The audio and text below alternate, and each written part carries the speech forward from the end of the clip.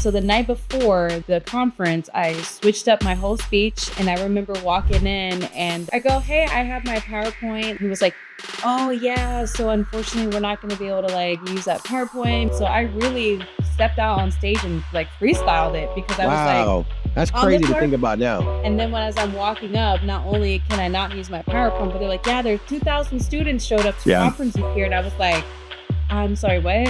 Yeah. So now I'm like freestyling in front of 2,000 youth. That day, I will say like probably was one of my best keynote speech that I had ever done. And ever since that moment, I was like, I think I'm gonna utilize this method moving forward. It's the moments of impact and the words of encouragement and inspiration that they change every time.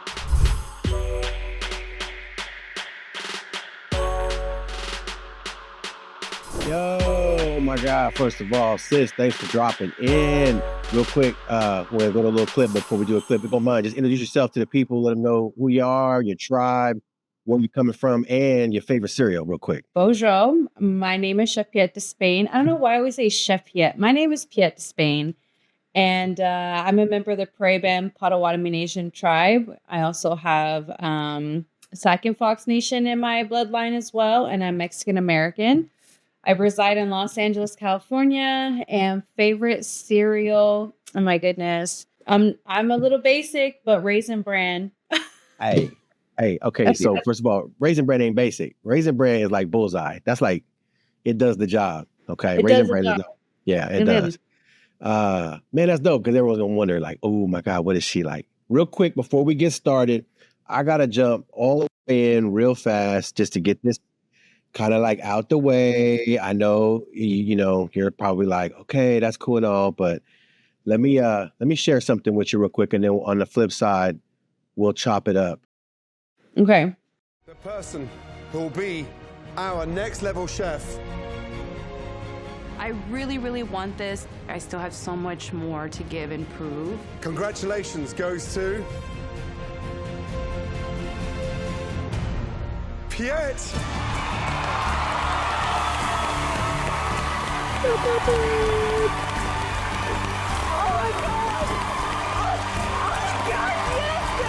Oh my God. My mom's screaming in the background. I know what I've come from. Gotta I know have the cry scene. I know the grit in the fight that I put out. Living out of my car, trying to make this dream happen. Oh my God. I never thought to myself that I was capable of doing something like this. I am the next level chef.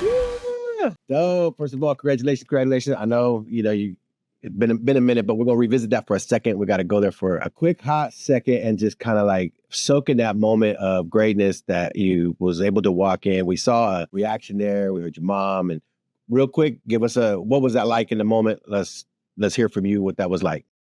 Man, that moment was intense. It was so crazy because I know you like saw the part where I dropped to the floor for a moment because I was just like just an immense amount of just like pride and joy and disbelief and just like I was stunned. So in that moment, obviously there was just a lot of emotions going on, but to hear my mom in the background, like, "Oh my gosh, yes, yes, baby girl," it's just like what a surreal moment because for my mom to be able to be there and to be present during the biggest moment of my life, of my career, that was huge because we don't get those, type of opportunities around where we're from. I grew up in Wyandotte County, also called Crime Dot.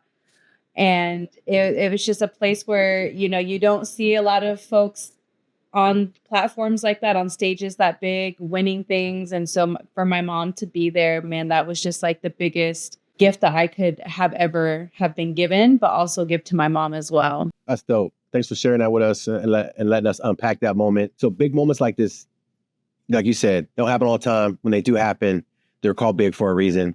What was that like for the specific part of this is that's taped, I assume, or was that live? Was that a live reveal or was that recorded? It wasn't live in the moment, but they produced it, so they recorded it, edited, produced, and then they showed it. So I won, like when it really happened was like 9 months before that aired. I think it was 9 months, or it was 9 months before the whole season aired. So did you have to sit on that for 9 months? I did. I did. Oh my Yeah. gosh. So you walk around next level chef and you had to be like nothing. You couldn't say nothing. Yeah. And that's a long time ago now. So who did you sneak tell to, or were you getting in trouble? No, I won't get in trouble. So since my mom was there and there were a lot of other parents that were there as well to support their kids and their family members, they allowed our immediate family to know. So we were able to tell like immediate family, but they were like outside of that, like kind of keep it under the hush hush. I literally didn't tell so many people, and they were just like, the fact that you're not telling us is telling us what we need to know. But well, you'll have to Okay. watch the show to find out, but I think everyone had the idea. They're like, "Oh, I think Right. she won," But I think a lot of people on social media thought I won because of what I was posting on social media. But what people didn't know prior to following me on Next Level Chef, I took this trip to Hawaii, and I go to Hawaii about 3 to 4 times a year now. It's just my favorite place in the world. Before I got on Next Level Chef, I was chefing in Hawaii as a private chef for a luxury traveling company. So when families would go to Hawaii on family vacation, I would be their private chef. And so a lot of folks didn't know that, prior to watching Next Level Chef, because they were new to my Instagram and my social media. So I was in Hawaii, for a gig, and people were like, "Oh, she's in Hawaii. She's on vacation. She won." And I'm like, "No, I've been coming here." It was But already here. So people were yeah. trying to unpack, the message, Yeah. the secret subliminal messages. And I'm like, "There's no subliminal messages." But yeah, she won. Okay, that's dope. I was really, really wondering about that. I had no idea it was 9 months. That's great. And then secondly, once it's official, once it airs, once that impact now has been officially released, what was that like for you? Was there a change at all? And then was that change instant or gradual? No, it was instant. Like, I immediately started getting hit up to do different podcasts and TV shows and local channel news stations of interviews and so forth. So everyone wanted to, have a conversation with me, because at the time, it was a news show. It's season 1 of this show. It's never been seen before, never been done before. So it was, breaking news, if you will. It's a groundbreaking cooking competition. And so there were just a lot of opportunities being thrown at me. It was very chaotic, for sure. So like when we won the MTV Music Video Award, it was big for a second, like the event, going to it and seeing all that. But then like once we went home, it was, for us, it was like, okay, back to like, it wasn't like that, like I imagined it would be for you. Plus, we didn't win a prize with ours. So like, it cost us to be nominated to get out there and everything. For you, on the other hand, they said that was like $250K, I think. Okay. Yeah. Not getting all in your business here, but what I would like to know is like, and what you can share, you don't have to share anything more than you want. But like, what is that like for us to see behind the curtain? So is that like a real check? Is that like a wire fee? Is that like how does that hit? Is it all at once? I can remember the biggest check I ever got. So what was that like for you? How did it come to you? And then how did that feel? Yeah, it was crazy because I actually didn't get paid from that show until, I don't know, like 6 months later. So even after the whole world saw I won $250,000, I didn't even have it in my bank account until like 6 months later. And I was just like, so when's this check gonna like hit the deposit? I was like, and I was still struggling financially, because before Next Level Chef, I was like client to client basis, like trying to make it. And even like my landlord at the time, like bless him and his family. They were so kind to me, but I was like, I can't pay my rent. And they're just like, listen, we know you just won this big show, and like, we know it's going to come back to us. So, they let me kind of slide for a few months until I got that check, but I was still like struggling financially. And then when it hit my hands, it came in the mail, just a regular Okay, check. came in the mail, so it was an envelope. It was an envelope, and I was just like, there was no like manila folder. There was no like special stamps. It was just a regular schmegular, piece Wow. of mail. And it was just Yeah. like, Fox Studios Entertainment. Yeah. And I was like, Yeah. hold on, this might be the one. And I Yeah. opened it. Like, I cried. I was like, I had never in my life held a check with like that much money. And I remember like texting my best friend at the time, and I was just like, I cannot believe like what just came in the mail. Like, this is crazy. And Yeah, I was texting my best friends about it, and I was just like, wow, it's here. But it was quite the experience. I'll say that. facts. I love, it's a gradual process, and we'll unpack a little bit about like the gap between started from the bottom, now you here. I love getting checks with logos on the corner. Like, it took a long time to get to a position where you open up an envelope. It's always these simple envelopes that are unsuspecting. And on the inside, they have a corporate corner with a big logo on them, Paramount or whatever. And you're like, is this real? And not just the size of it, but just the fact that you're doing work with these people, with these organizations that are huge. It's a monumental moment for you, somebody wrote your name. You know what I'm saying? Yeah. Somebody you don't know wrote your name, and you know what I'm saying, had to type that out. And so thanks for sharing that and giving us that little glimpse of what that moment feels like. And so I don't know about you, but again, with the MTV deal, we didn't get any money. We had to spend money, but my emails changed, and it went from booking requests to, hey man, can you donate? Everyone thought, did you get hounded for a while, for a little bit? It did. No one really prepares you for what happens after you win that kind of money, not just from like people wanting you to donate this and that, but also like people close to you. You get people that are asking for, let me hold a little something. You know what I mean? Yeah. Me being the type of person I am, I definitely, my main priority was helping my family, because without my family, I wouldn't have had the heart and the passion and the support, that I had to move out to LA and pursue these dreams. And so, the first thing I did was help my family, help my mom. And yeah, that's the in first your thing. testimony on the show, you said you were going to, do those cool things like that. And I've seen you do stuff positive in the communities, but I won't get to that. You also said, and I'm going to get a better car. What car did you get? I got an Audi Q5. Ooh, sick. I had to know. Sorry. That was just me being selfish. I leased it. It's a lease. It was my first time. I've never, ever leased a car before. And I was like, oh, the idea of being able to switch it up in a couple years from now sounds nice. And now my lease is up in December. So now I'm like, it's a new chapter for me, because I'm like, oh, I remember like I wanted to get a new car when this all happened. And then that car has been with me for the last 3 years. And now December is time to either buy her out or switch her out. So I have another decision to make. Let's run those chapters back. There's that car.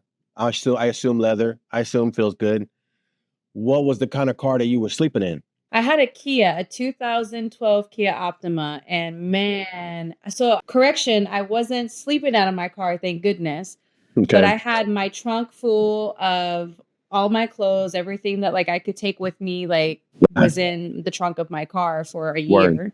Wow. And I was couch surfing, and luckily I had a girlfriend that had just had a baby, and her husband was traveling for work. And so I went and stayed at her house so I could be an in-house nanny for her. And I was sleeping in the spare bedroom and helping her with her baby. And then the next friend was like, yeah, you can sleep on the couch. And the next friend was like, oh, I got this spare cot in the whatever corner of the room, I was just trying to like figure out what the next step was. And then, so I spent a year just kind of like figuring out where to go, what to do. And it was a very uncomfortable place to be in, especially as a woman. And not only that, it's like I have a pet, I have a cat with me. So I'm a package deal. So anywhere I went, my cat had to go with me. And putting an animal in that kind of an environment is like, by experience, not the greatest experience for me or for her. She said I was a package deal.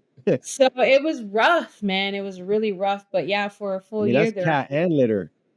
Exactly. And oh my God, it was just terrible, man. We have that in common, the time period of sofa surfing, I call it. I love that you say that. That's exactly what it was, where you're going from house to house. You don't have a place of your own, being unhoused. Is there anything from that time period that you can glean that stands out to you, that you would want anybody that's in that position to know or to think about that's watching this?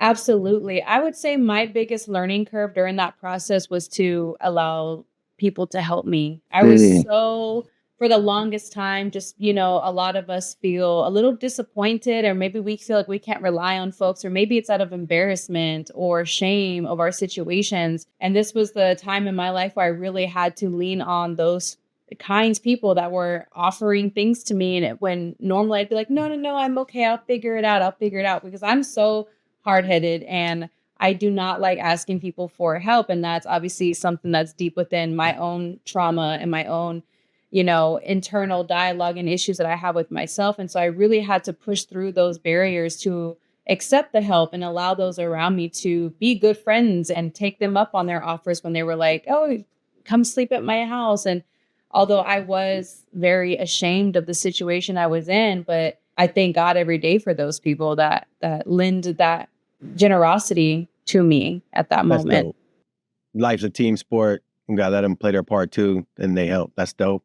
Yeah, shout out to all the people who helped us on rent, that let us slide when the time came, who might let us park our car in places that otherwise could have been a big deal. Shout out to those people out there that was kind. And so that fast forwards to me seeing you for the first time at a youth event. We're rolling out to this United National Indian Tribal Youth. It's a youth group that I've been part of even when I was a student back in the day. And I'm over there at the turntables, and we have this keynote person coming to speak, and bam, out you walk, and you start sharing some stuff with the young people. And I was like, wait, did I hear Pahuska? Did I hear stuff from my home? Hold on a second. First of all, what was that like for you coming to Unity Conference? And how was that experience for you? And then also later we'll unpack your connection to Pahuska and Oklahoma. That conference was my introduction to doing keynote speeches with the youth in Indian country. That was like my footstep in that door, which is crazy because it was a huge crowd of students of our youth. And I didn't know what to expect. I remember, just to give you some behind the scenes, I had this speech prepared. And I had done this before in a different crowd within adults and stuff. And then I was like, you know what? I really want to speak to youth like on their level. And I tried to think about, well, what I want to hear someone speak about. Like if I'm, in a group of youth and I'm Indigenous, like what would that conversation look like to me?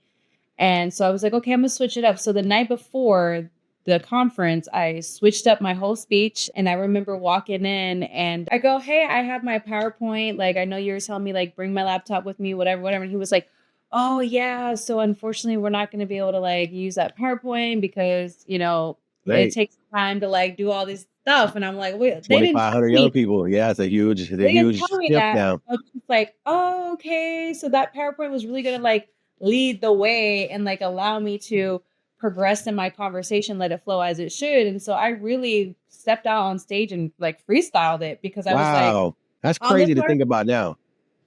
Crazy. And then I also remember them being like, oh, it's like a couple hundred students. And I was like, okay, that's okay. And then as I'm walking up, not only can I not use my PowerPoint, but they're like, yeah, there's 2,000 students showed up to conferences here. And I was like, I'm sorry, what? Yeah. So now I'm like freestyle it in front of 2,000 youth and like their peers and all the organizers. And so I was like, man, I really got my work cut out for me today. But one thing that I always do before I do any type of keynote speeches or public speaking is I kind of say a little internal prayer and I like connect with source, with creator. And I just ask to allow me to be a vessel of whatever message is meant to be, portrayed today and said today. Let it fall on the ears and the hearts that need to hear it. Allow me to be that vessel of that passion, that love, that truth. And so that's all that I can do. And once you like lock that in, it all comes from a good place and it's felt different, And so that day, I will say like probably was one of my best. I would say I actually have had one just recently that was really good, but maybe like my second best keynote speech that I had ever done, just like off the dome, freestyled it. And ever since that moment, I was like, I think I'm going to utilize this method moving forward. And I just kind of gauge my conversation and what I want to say to each crowd instead of having this rehearsed thing about my life. Because I know my life better than anybody else. I know how to say it. I know how to, lead the story. And it's the moments of impact and the words of encouragement and inspiration that they change every time. Unique to the body that's there, that group. Something special for just them. I will say you crushed it, and you had like not just the students coming up afterwards, but you had the like what you might want to call the cool kids. Those were the ones that you reached. Though it was them that were coming up and were like just all in, just wanted to know more about you and just be in your presence afterwards. If someone's trying to get a hold of you to have you come to a community, how do they get a hold of you? They can email me, Pyet@pyetsplate.com. Sick. Yeah. And so with that youth work and speaking to students, is there anything that has stood out to you that you gained? I know you've shared with youth and I've seen you impact youth. Is there anything that youth have impacted you? Oh, 100%. I think the youth is a constant reminder of my younger self and where I started from and the environment that I grew up in. Every time I speak to youth, you always get like a few that come up and say, "Oh, I can relate to that," or or share things about their personal life and their journey that you also resonate with. And for me, there was one specific, and it was at Unity, the Unity you're talking about, that first year that I went. Afterwards, man, I was crushed. Like my heart was so full, but also in so much pain for some of our youth at the same time, because I had a few youth come up to me and tell me like, "Oh, I'm currently," because I talked about my journey, couch surfing, had all my stuff in the car. I talked about touchy subjects like suicide. I talked about just my struggles of like how when I was younger, I used to fight all the time and it got me into trouble. And those are things that people would never assume, of things of my past. But, I shared these stories and I had a lot of youth coming up to me and just being like, "I'm currently going through this." And, your speech or your talk, it really inspired me. And now I feel like, I have some wind underneath me and I'm just like, heck yeah, And so those are moments that I'm just like, it really hit home for me that, I was like, oh, Creator has put me in a position where I'm meant to be because I can inspire these youth and I can allow them to see a living and breathing testimony to the strength and the power in which our community holds and that we have within ourselves. And some of our youth, they just need to see that, they need to hear it and they need to know that it's tangible. That Unity conference till this day, I even like get goosebumps talking about it today. I remember like I left that conference after like the meet and greet and I was kind of sitting in a little cafe that was inside the hotel and I like kind of snuck away and I went and sat in one of the booths and I just sat there and I cried because I was just I felt the immense amount of impact that not only I had in that moment, but also what they had on me. Wow. And it was really hard for me to leave that conference because I'm like, I want to stay here and I want to hang out with these kids and I want to figure out what else I can offer. So, yeah. And look at you now. Now you in a sense are staying there because by doing that all over in the country and all these other schools, we just went to Riverside Indian School. And so getting to see you do that is a form of you staying in that moment and perpetuating that. As you share this with them and with others, there's an organization that I'm trying to get you to that's called American Indigenous Business Leaders. And it kind of circles around the intersection of your passion and your profession. You have a cookbook coming up. You got a show we're going to talk about and give links to. You're somebody who lives at that intersection of your passion and your profession. If you wouldn't mind speak on that and maybe to a student that's also at that intersection of trying to figure out their passion and their profession and how to navigate that. I just like any young adult had to try a lot of shoes on just before I figured out what was going to fit. And I had to keep reminding myself that the world is so vast and the world is so big and the opportunities are so big. And there's just so much to choose from that you can do.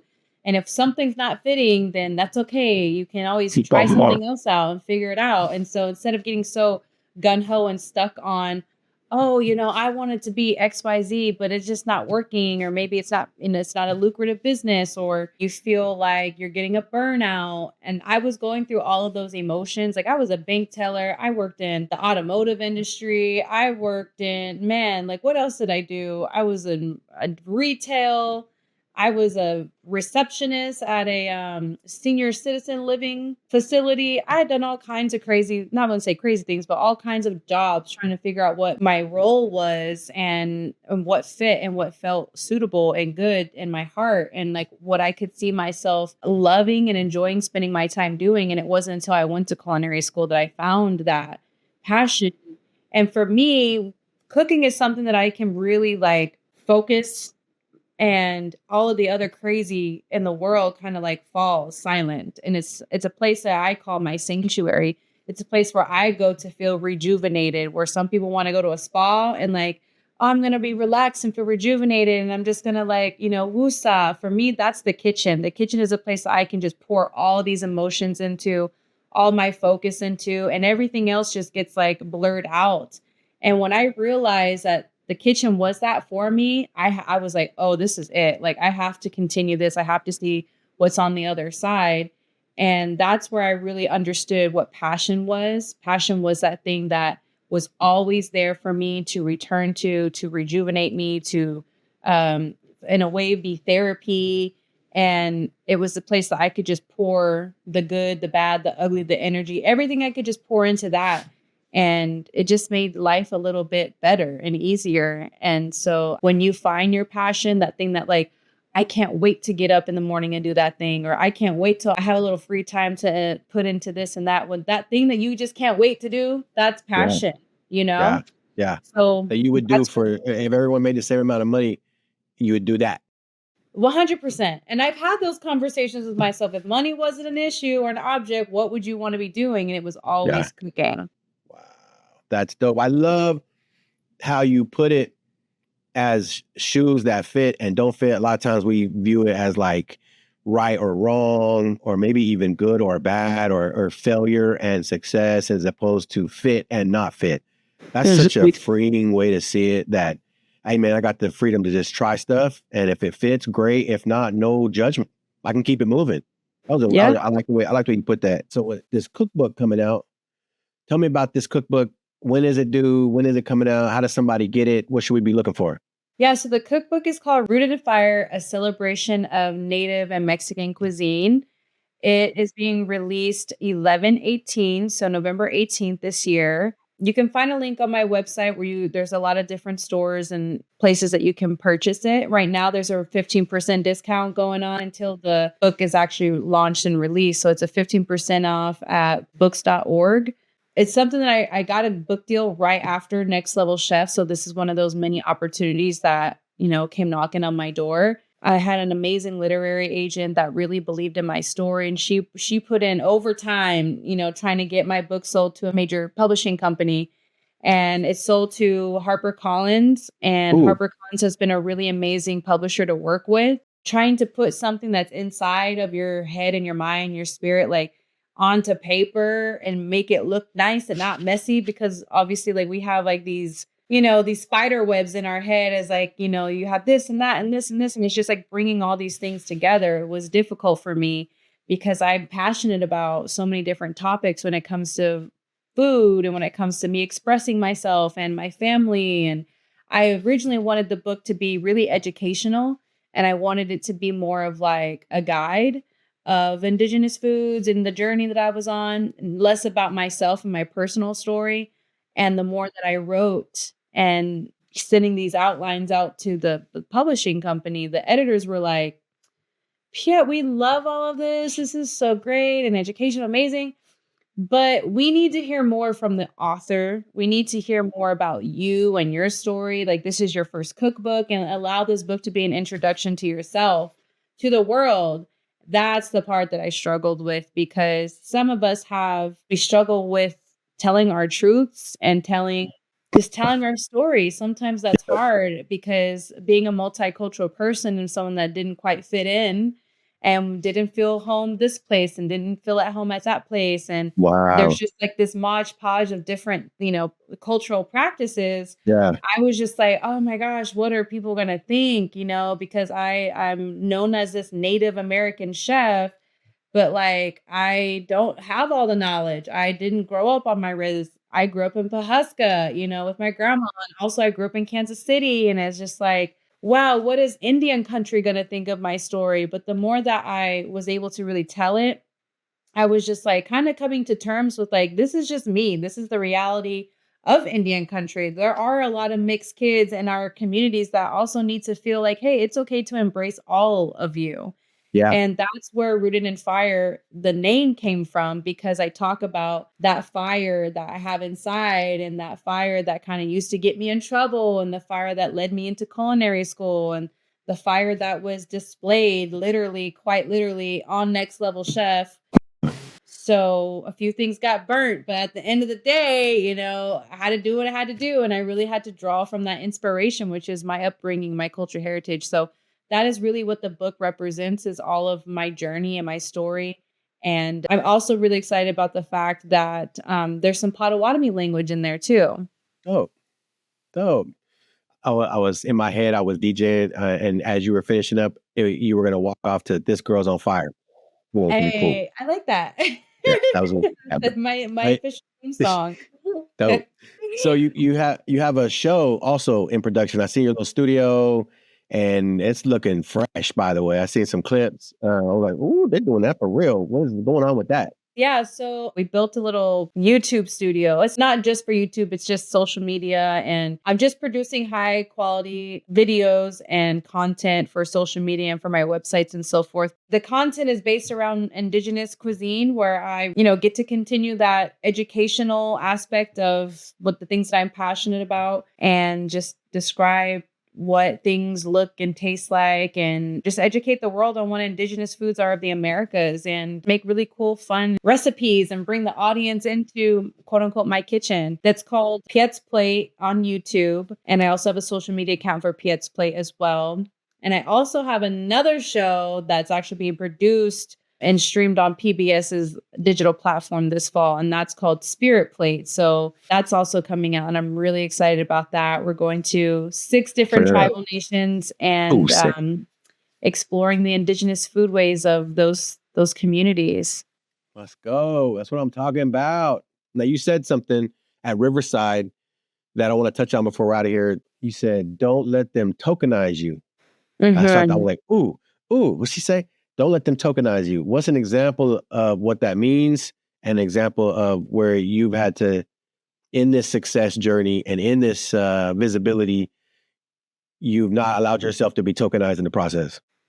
When people know that you're from a specific community, they automatically think that you represent all of that community. And there's a lot of responsibility that comes with those expectations. And one thing that I had to grow out of is feeling like I was supposed to be on know all, tell all, be like the person to be that culture liaison. But at the end of the day, it is not our responsibility to educate anyone that has no idea what we are, who we are, what we represent as individuals, but as a culture. Like, it's not my responsibility to give you the whole background and lineage of Indigenous folks, because you quite literally cannot. There are too many Indigenous communities across the United States, but also in the Americas in general. Right. And I can only speak from a perspective of my own and my own story and my own tribal affiliation. And I was feeling like, oh my gosh, I'm this person that's supposed to be like the native chef on Food Network. And I got to represent and I got to do that, which I do. But I also have to understand and remember that I'm just a person. I'm not an entire culture and ethnic group. I'm just me, and I'm a mixture of things, and I have to honor every bit of that. And so when we have our youth and our students going into workplaces, going into friendship circles, going into the world, and they're representing Indigenous folks and Native American folks, there's going to be some people in there that are going to be like, oh, well, I have a Native friend, so it's okay if I say this or do this. Or, oh, so-and-so, like, what do your people think? And they want to like kind of put you on this, like, not a pedestal, but also like tokenize you in a way that's like, oh, well, they're the native person. And then it puts this responsibility on us that we didn't ask for, like, we exist because of our parents and our ancestors, and we're grateful for that, but it's not our responsibility to be all, tell all, share all. Like,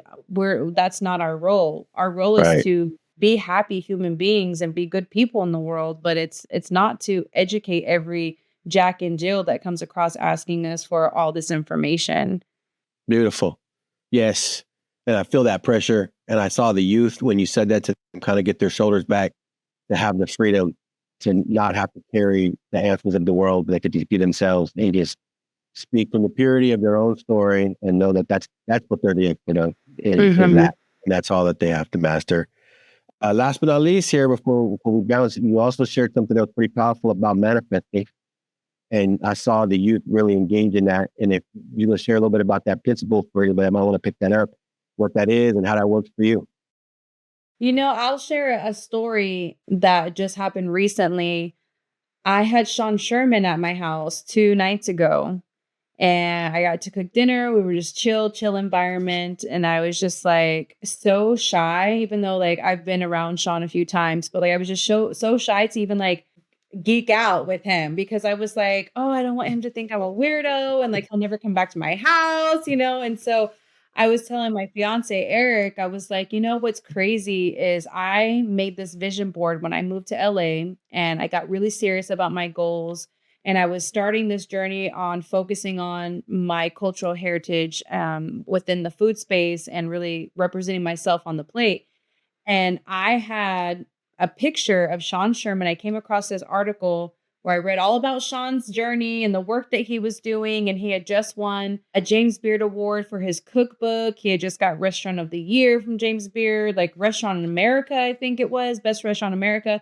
But he had all these like major accolades that he had just accomplished. And I was like, oh my goodness, like I was so just like inspired. And I put his face, a picture of him in the middle of my vision board, along with all these other things that I really resonated and I wanted my future to align with. And fast forward now, that's been like 9 years ago, and Sean Sherman is in my backyard eating a meal. And that's just the power of goals and manifestation, if you will. Mm, And it's really truly believing that you're worthy of something, that you have a goal, you have a mission, you have this dream that your life could be XYZ. And it's true. It's true if you believe it. And I have had to break, quote unquote, the ceiling and molds for myself, even if they're the smallest things, like the smallest limitations that I put on myself that maybe stemmed from some kind of like childhood trauma of some sorts, or maybe it was a teacher once upon a time ago told me I couldn't do this and I couldn't do that. And it really stuck with me. And those are the little conversations that live in the creepy corners of our mind. And we really have to like dig deep and figure out, where did that stem from? Why do I believe that? Why don't I believe that I'm able to achieve anything that I want? And so when it comes to manifestation, is really rewiring those little parts of your brain to believing that you can. And it's not just believing, it's also putting one foot in front of the other and achieving those small little goals, right? And so when right. I hosted my first dinner cooking Native American foods, I made fry bread and like a New Mexico chili stew, and I made some other stuff. And that was like my first like night, and that I really dedicated. I was like, okay, I'm gonna do this dinner, and I'm gonna like, cook nothing but native foods. And I invited all my friends. They bought tickets. I had 22 people at the table. I would have never have believed that night if someone told me, hey, this one dinner is going to what spark your passion and is going to lead you into all these spaces in your life. You're going to win Next Level Chef. You're going to meet Sean Sherman. He's going to write a forward for your cookbook. You're going to have a studio in your house. You're going to be on PBS. You're going to have your own cooking traveling show. And then you're going to have Sean Sherman's phone number in your phone, and you can text him at any point, and he's in your corner, and he's like one of the biggest supports to you in your career. I would have never believed that. But I Wow. do now, obviously, because it took me breaking outside of that disbelief to understand, okay, I got to put little steps in front of one of another, bricks, brick by Yeah. brick. You got to build that future and build that belief system for yourself. And that's what manifestation is. Manifestation isn't just writing it down on a piece of paper and okay, it's going to happen. It's truly believing like wholeheartedly that you can do something. And because of Sean Sherman doing it, I was able to believe. Whee! Oh, enough said. Got to see it to be it if you'll believe it. You visualized it and then it happened. What you got on your board right now? You got anything special on your board right now? I do. I do want me to show you. Yeah, I mean, you don't have to, but I just wondered if I'll you did. tell you. Just Grab like, it. Hold on. So I have two vision boards. One's personal and one's professional. This is the professional one. okay, great. So right now I have we're winning some Emmys, docuseries. And then we have over here, this one's my favorite one. So I'm going to read it to you. It says, Healing Through Tribal Farms. So I'm Mm, manifesting, connecting with tribal farms and healing our communities through food.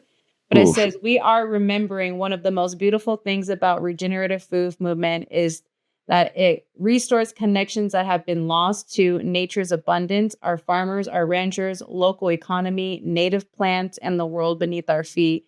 This is a multi-generational project, one that can heal one plate at a time, and the time is now.